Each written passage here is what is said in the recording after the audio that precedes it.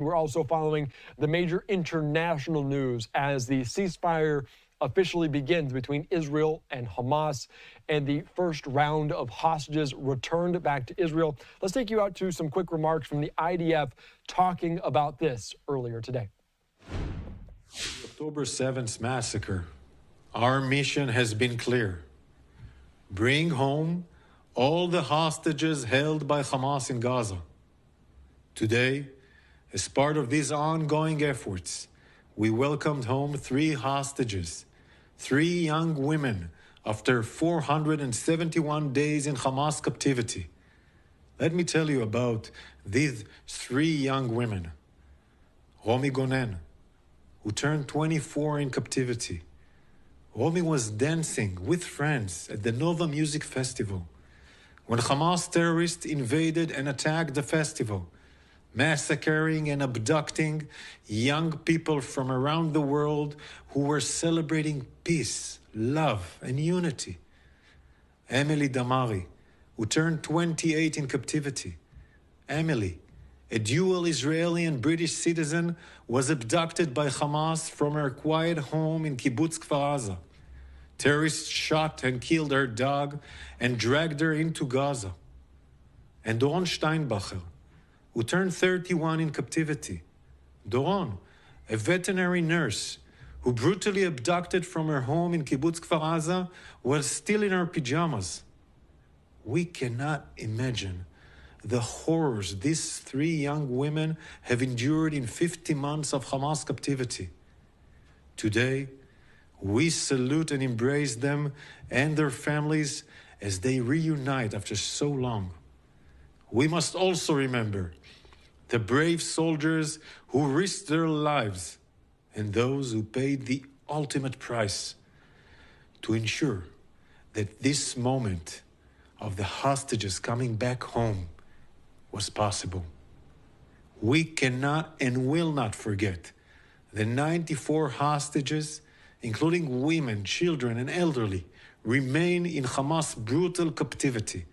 Our mission is not over until every single hostage comes home.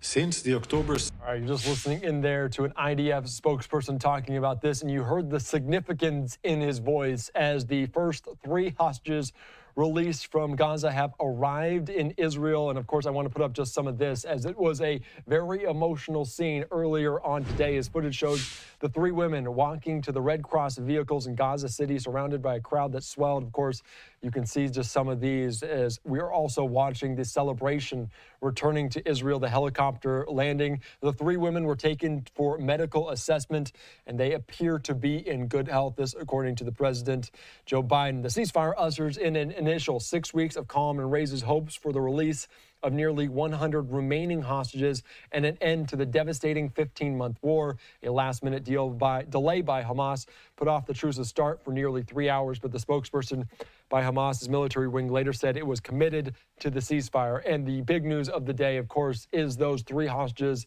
3 Israelis returned to Israel. We're watching the celebrations in the streets as people were getting out their camera phones, trying to get a glimpse of these people that were taken more than 400 days ago.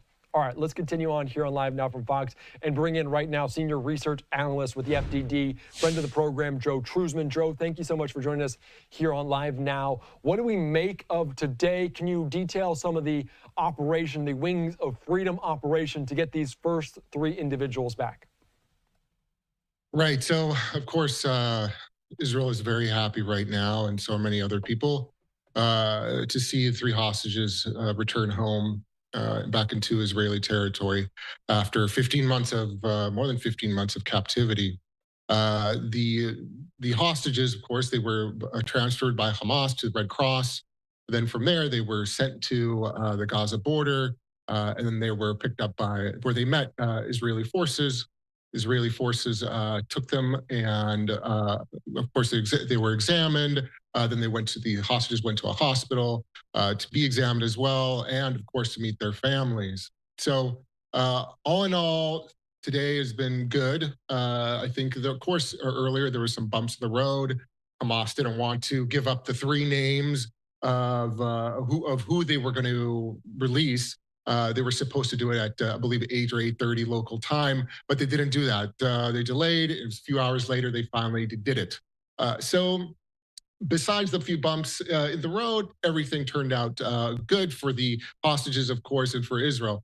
Now, consequently, Israel, I believe they've actually already done this, at least today, have started to release terrorists who have been serving prison sentences in Israeli jails. So we're going to see this story or these images repeat quite a few times over the next weeks and months. Yeah, and of course, there are supposed to be 4 more in the next week. And I want to put up this post from the Israeli prime minister talking about this is a very moving day. An entire nation embraces these 3 hostages. Now, welcome home. We will return them all, and we will achieve all of our objectives in war. And as we were talking with FDD earlier this week, there was really never going to be a fair deal. But in terms of what we saw, is this about as fair as it could get for Israel to get some of these hostages back? Unfortunately, it might be, but yes, you're right. It's extremely lopsided. It's reminiscent of the Gilad Shalit deal in 2011, where one IDF soldier was released, that was captured by Hamas and other Palestinian terrorist organizations. He was traded for over 1,000 Palestinian prisoners. But nevertheless, it is lopsided, and unfortunately, some of these prisoners that are going to be released by the Israelis have blood on their hands. And I'm talking about bomb makers. I'm talking about men who drove suicide bombers to their targets. I'm talking about leaders of terrorist organizations that may be included, but when this is all done in that may be released in this swap. So there's a lot of bad guys, and we have to be honest too that some of these guys, some of these terrorists, they're going to go back to their activities. So they're going to plot again against Israelis, especially Israeli civilians. Israel has to be prepared for that. But Israel's demonstrated that they're willing to pay the price, right, to get these hostages back. So, and that's what they did. Yeah, that is good. And I think we just getting these images, I don't believe they're live, but you can see just the emotion of these hostages being returned to their family, these 3 Israelis, after being in captivity 471 days. And you just see the emotion because it's hard to watch and hard to fathom what these individuals went through during their time in captivity. Can you talk about what they can glean from some of these hostages, what they hope to learn about Hamas and how they held them? What can you tell us about that? Right. So, yeah, this is very important. I think when the Israeli hostages were received in Israel, the Shin Bet, or Israel's intelligence agency, I'm sure members of the organization have interviewed him, or at least conducted an initial interview. What they want from them, what they wanted from the hostages, of course, is anything that they can give up, right? Anything they can remember. Where did you stay? Who had you captive? Do you remember faces? Do you remember names? Hamas, for example, if let's say, for example, Hamas held these 3 prisoners, or rather hostages. Hamas has a special unit that takes care of prisoners, actually, that cares for prisoners or watches prisoners, and they're called the Shadow Unit. And the Shadow Unit, that's what they do. So the Shin Bet would like to know more about them. What did you hear about them? So it's just things like that. Where were you held? What happened exactly when you were kidnapped on October 7th? Just little things like that, because I think the most important thing overall here is for the Shin Bet, for Israel to build this intelligence picture. Okay, they want to build an intelligence picture to understand who else is out there that has committed or has took part in October 7th. They want to know the players, because unfortunately, even though we've seen 15 months of combat in Gaza, Hamas still remains. There are elements of Hamas, and as you've seen in the videos, of course, from Gaza, there are elements of Hamas remaining. So Israel wants to know, who are they? Who are these people? How can we identify them? Things like that. So that's what they're trying to get from the hostages. And of course, they want to know, what do you know about other hostages? Were you held with other hostages? it's important because the problem here is more than anything, uh, Israel doesn't know 100% for sure if all the who is alive, at least as far as the hostages still being held in Gaza. Who's alive? Who's dead? I don't think they have an absolute picture of that until the hostages are released. So I think that's some of the information that Israel's trying to glean, at least from the hostages that came back today. Yeah, and what they went through, a very horrific and potentially Yeah. sexual assault on there, and that could change the complexion, the tone, the candor of some of these conversations. And these were three Israelis. And of course, the U.S. hopes to get two hostages, American citizens, home as well. Can you paint that picture? How soon could we see the Americans come home, and how involved will the United States? And I want to note again that these images on your screen, they are live according to what we're hearing from Fox. So just want to put that one out there. But can you answer that? If the U.S., those two American hostages, when could that happen, and how will the U.S. be involved? Right. Well, I'm sure the U.S., at least not just now, not just currently, but in the last months, have been pressing Hamas to release the hostages, American hostages, as soon as possible. Because we have to remember here, every day that these hostages, especially American hostages, are in Gaza, whether they're in a tunnel or whether they're in a home, it's a danger to them. All right, because for several reasons. For example, Hamas is a terrorist organization. They may decide to murder these hostages. They've done it already. So what stops them from doing it now? So they're extremely they're in danger right now. So I think the American administration has been pressing Hamas to release these American hostages. Now, but the problem is it's whether Hamas wants to. All right, so we may see it in the next couple of weeks. Maybe the first batch. I'm hoping it will be the first batch of, or one of the first few batches of hostages to be released in the next few weeks, because we know, as I think you mentioned earlier, they're going to be released in batches. I believe it's every 7 days. So we may see it next week, hopefully. But then there are other civilians too. And of course, there's a baby as well. So a lot of civilians. It's an extremely difficult situation right now for the Israelis, for the Americans. So the best we can do is hope. But who knows exactly when Hamas is going to release them? It's ultimately up to them. Okay. That is what I was going to ask. And it's very difficult, a very sensitive time. And we're not even sure this ceasefire could last those 6 weeks for this first phase. In terms of that, how concerning is that for you that this ceasefire will hold up? Because we saw 3 hostages. If the ceasefire breaks through, that could be ultimately as many as they get back. How much of a balance is that to hold up? And are you optimistic? Or are you concerned about the fact that the ceasefire is in place? Well, I think right now, from what I saw today at least, I think both sides, Hamas and Israel, they do want to see the ceasefire through. They want to get the hostage, at least the first phase, all right? And I think ultimately Hamas, more than anyone, wants everything to go through because, they want to stay in power. They want to stay in power in Gaza. But if I were to put myself in Hamas's shoes, for example, my biggest concern would be the time between the first phase and the second phase of the ceasefire deal, because there's at that time they're going to negotiate. All right, they're going to negotiate who's being released and for how many Palestinian prisoners. And at that point, Hamas has already given up about 33 hostages, I believe. And that's about 42 days from now. Something may happen there, right? Hamas, for example, may feel that, you know what, I don't like this deal anymore. I'm not going to give Israel the hostages, or you know what, I'm going to change things up. I want to do this, this, and that. And Israel may say, no way. And hostilities may return. So that's a problem here. So I think if there's a delicate time, it's going to be between at that stage where Hamas and Israel are indirectly, of course, negotiating the second phase of the ceasefire deal.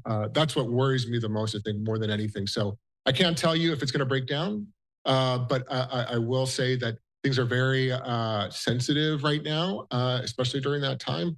So we'll see what happens. But at the end of the day, I think Hamas's ultimate goal is to stay in power. And I think the only real way for it to do that is to go through and adhere to the ceasefire through all its stages. Yeah, sensitive is a good way to put it, and it is a long way until that phase, a very precarious path that we are going down, but a ceasefire good nonetheless, especially when you see those hostages return. And I want to ask you, because Biden had some curious comments saying there's no concerns about Hamas regrouping, about recalibrating their stance as well. Are they regrouping? Is that the point in your eyes that this is what Hamas is also doing during this time? Yeah, I must disagree with the president. Of course, they're regrouping. We know for a fact that there are elements of Hamas, and not only Hamas, but Palestinian Islamic Jihad, which is another terrorist organization in the Gaza Strip, and other armed organizations in the Gaza Strip who are aligned with Hamas and Palestinian Islamic Jihad. They survived the war. They're still active. They were active yesterday, the day before. So they're not. They don't just disappear because of the ceasefire. So absolutely, yes, they're already regrouping. They're already trying to reestablish themselves or assert their authority. There are Hamas policemen on the streets of Gaza right now. So it's what Hamas is doing more than anything is right now is not only, like I said, regrouping and trying to rearm, which will take time, by the way. They're trying to project an image of victory. Right, that's what they're doing. That's why you see all these fighters in front of cameras, and especially during the hostage swap. That's what they're doing. And unfortunately, at least right now, they will regroup. It may take time, but unfortunately, I think the cycle of violence will continue in the near future. Yeah, that is unfortunate because there's really no, beyond this ceasefire deal, any agreement to stop the fighting at all. And I want to ask you, because we saw early this morning, there were still strikes this morning, operations by the IDF. Is that normal for you? And in your eyes, since the fighting continued basically right up until the ceasefire, what does that tell you about this conflict and how it might restart after the ceasefire? Right. Yeah, I think what Israel is doing is messaging essentially that they will abide by the ceasefire. However, up to the point when it starts, they were, of course, launching attacks against terrorist targets in the Gaza Strip. So they were just showing Hamas, hey, listen, we're going to go up to the very end here. We're not just going to stop. So, and consequently or conversely, Hamas do the same thing. They fired mortars, they fired rockets up to the ceasefire. So I think it's just messaging. It's a lot of messaging between both actors here. And unfortunately, as I said earlier, this can easily restart again if things fall through. Both actors, especially Hamas, they're still able to cause problems. Now they're not nearly at the point or at the peak at what they were on October 7th, 2023. Their military infrastructure has been severely degraded, but they still have mortars, they still have rockets, they still have arms, they still have fighters. All right. So, and that's going to remain a problem for the Israelis. I really do think that. So, nevertheless, things can restart at any moment. That's the problem here. Okay. So let's hope the ceasefire holds. But just again, caution is the big word. Yeah, and as you mentioned there, the 6-week ceasefire will go into effect, and we'll hopefully have it out calm for that period. But also at the end of this post saying we will achieve all of our objectives for war. This coming from Netanyahu, and of course he has notably said the objective is to wipe Hamas off the map. What comes next in your mind? I know we're in a precarious position. What else are you keeping an eye on? Right. Well, of course, there's. I'm also looking for again. It was the second period of the ceasefire, the second phase of the ceasefire. I was very curious about. I was going to pay a lot of attention to see how Hamas is reacting, how the Israelis were reacting, just to get a gauge of where things are going. Also, I'm taking a look at other armed organizations in the Gaza Strip. All right. We have to remember they don't get talked about much, but these organizations, they're still there. Yes, they've been hurt, they've been damaged, but their primary role throughout this war was to support Hamas. All right. And that's what they did, and they did it successfully. I'll be honest; they did a decent job at it. So they're still there. So I'm watching them too to see their activities, statements, things like that, to get a gauge into what can happen next. And then consequently, you also have the other fronts, right? Yeah. The big issue here, I think, what we're going to see is the West Bank. The Israelis may pivot to the West Bank. You have to remember Hamas, Palestinian Islamic Jihad, and other terrorist organizations are in the West Bank. And they've been very active over the last 4 years, causing a lot of problems, creating a significant security challenge for the Israelis. And of course, carrying out terrorist attacks against Israelis. So, and that hasn't stopped, despite near daily counterterrorism raids by the Israelis, and a little bit of one operation by the Palestinian Authority in recent days. So, nevertheless, I would watch what's happening in the West Bank over the next months. I think that's going to be an important arena. Hamas may try to ignite or foment more violence there as it regroups in the Gaza Strip. All right, that is a good point. A lot of tangled different entities involved in that region as a whole. All right, Joe, thank you so much. Great insight on a very emotional day as those 3 hostages return to Israel. We appreciate your time.